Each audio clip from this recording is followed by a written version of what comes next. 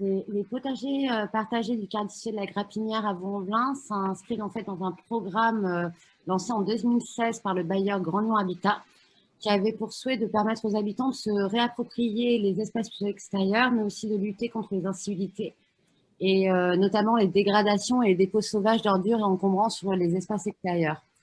Donc en 2017, la création des espaces potagers avait pour but la réappropriation des espaces extérieurs par les habitants du quartier pour que ceux-ci deviennent des lieux de loisirs, de liens social.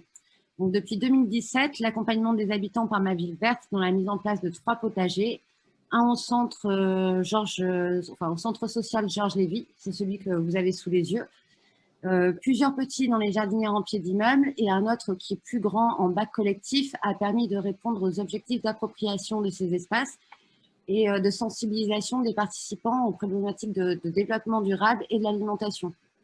Alors, chacun des potagers a été co-construit et co-conçu avec les équipes et les usagers du centre social.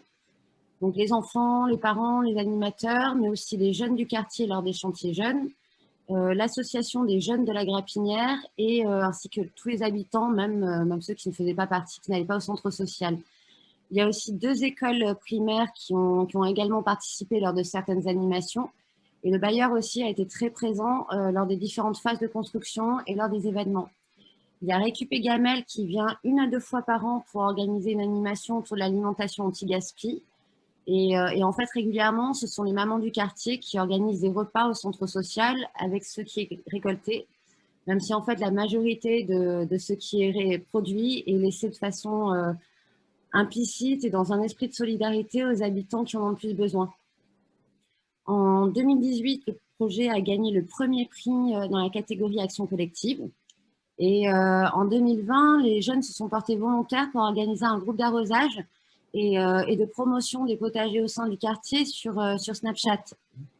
Alors aujourd'hui, la dynamique, elle est bien ancrée. Le bailleur ne rencontre plus de problèmes de dépôts sauvages encombrants, de dégradation. Les habitants témoignent d'une certaine fierté et, à propos de ce projet. Et chaque année, ils ont souhaité que les surfaces soient agrandies. Par ailleurs, le bailleur a pu aussi constater que le montant alloué chaque année à l'animation et à l'agrandissement des espaces cultivés représentait un investissement moins important que celui auparavant utilisé pour réparer les dégradations et le nettoyage. Et en 2021, en fait, il y aura une formation, nous allons faire une formation en jardinage des habitants et des jeunes de l'association afin de les rendre parfaitement autonomes dans la gestion des potagers. Et juste pour conclure, en fait, on pourrait dire à tous ceux qui ne croient pas à ce type de projet, parce qu'en fait, ça ne marchera jamais est une chose que nous entendons assez souvent. Eh bien, en fait, lors de la première saison, en 2017, un des bacs a disparu dès la première nuit. Mais bon, les jeunes du quartier ont mené leur petite enquête et dès quelques jours après, en fait, le bac est réapparu et il n'y a plus jamais eu de dégradation ou quoi que ce soit.